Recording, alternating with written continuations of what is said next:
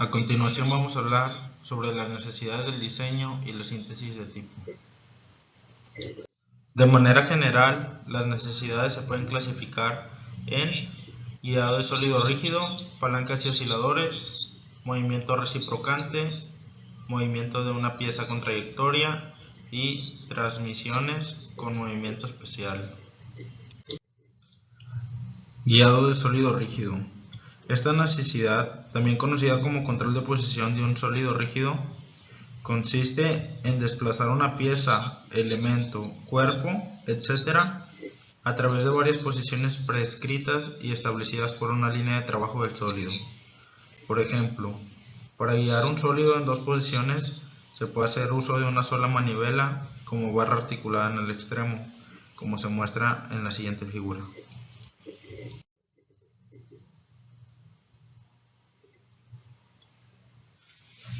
Si en un mecanismo manivela oscilador se requieren más de 3 posiciones prescritas de diseño, se deben añadir aditamentos a la biela y o aumentar el número de eslabones. Pero esto no significa que el mecanismo manivela oscilador sea incapaz de generar posiciones complejas en la biela, lo que sucede al aumentar tan solo una posición de diseño. Entonces, con este tipo de mecanismo sería difícil buscar una solución que cumpla con las demás posiciones. Para ello, se debe implementar un mecanismo de eslabones o bien soluciones aproximadas mediante métodos numéricos y computacionales.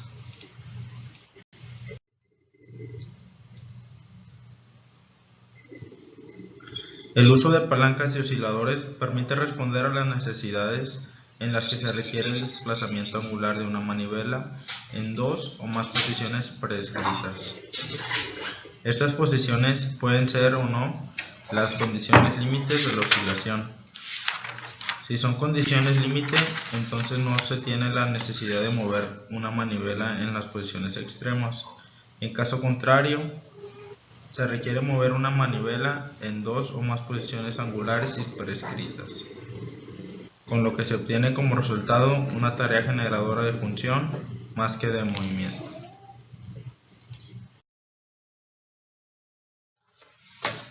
Movimiento reciprocante. Este tipo de necesidad está presente cuando se desea desplazar un elemento sobre un eje, ya sea para posicionarlo en dos o más sitios, o bien para posicionarlo estrictamente en condiciones límites.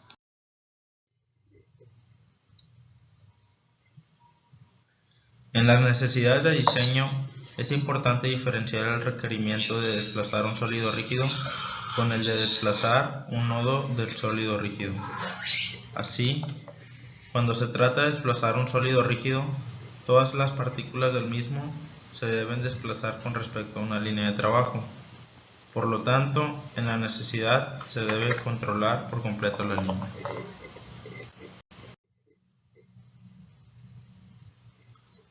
Transmisiones con movimiento especial. Algunos procesos requieren la combinación de diferentes tipos de movimiento, que por más simples que sean, como la oscilación, la rotación o la traslación, deben estar sincronizados en tiempo y espacio.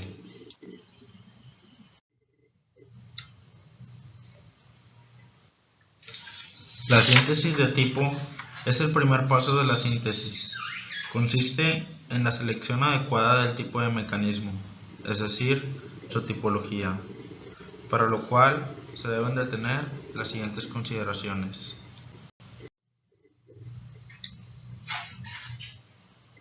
Tarea a realizar. La necesidad de diseño debe ser formulada como una necesidad técnica, de modo que permita asociarla con una de las tareas especificadas con anterioridad en necesidades de diseño más comunes.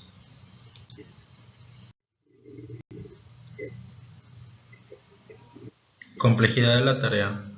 Con esto se pretende medir cualitativa y o cuantitativamente la complejidad de la tarea, con el fin de conocer, sobre todo, cuántos elementos deben conformar el mecanismo.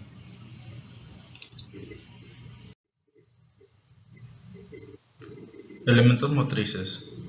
El tipo de elemento motriz también define el tipo de mecanismos a utilizar. Por ejemplo, Conocer si se dispone de motores, palancas y o deslizaderas permite definir el tipo de eslabón impulsor del mecanismo. Eslabonamientos articulados de 4 eslabones. Los mecanismos de este tipo son sencillos de implementar. Por esta razón son los que quizá se utilizan más en las técnicas de síntesis de mecanismos, pues con los mecanismos de este grupo es posible realizar las diversas funciones. Por ejemplo, el control de posición puede hacerse con el uso de la biela de cualquiera de los mecanismos. La complejidad de movimiento que puede efectuar es menor en el mecanismo manivela corredera que en el de manivela oscilador, el cual a su vez es de menor complejidad que el de biela con extensión.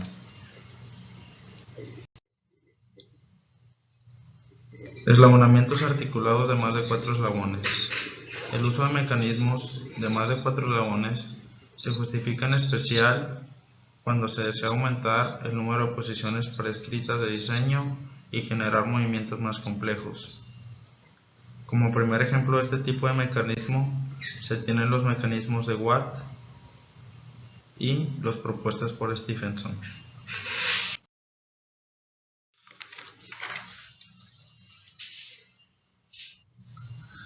Los mecanismos de ruedas, como discos, engranes y poleas, se utilizan básicamente como transmisores de velocidad, por el efecto de torque en la flecha de salida y la fuerza transmitida.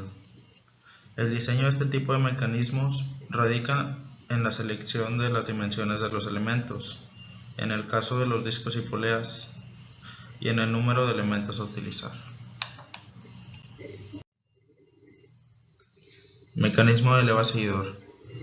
Los mecanismos de contacto directo que usan leva seguidor son útiles cuando se desea transmitir movimientos complejos y periódicos hacia un elemento, o bien cuando el movimiento de un eslabón depende de otro, a través de una función específica. La leva, que es un elemento excéntrico, tiene una geometría determinada en el diseño mediante la cual es posible transmitir el movimiento al seguidor con una trayectoria tal que satisfaga las necesidades de movilidad. Además de proporcionar transmisión con movimientos complejos, los mecanismos de leva seguidor soportan altas necesidades de velocidad. Una de las ventajas principales de estos mecanismos es que mientras se mantengan bien lubricados, su desgaste puede ser casi nulo. Mecanismo de deslizamiento. Los mecanismos de contacto directo por desplazamiento se utilizan en los casos en los que se desea transmisión de movimiento oscilatorio, reciprocante e intermitente.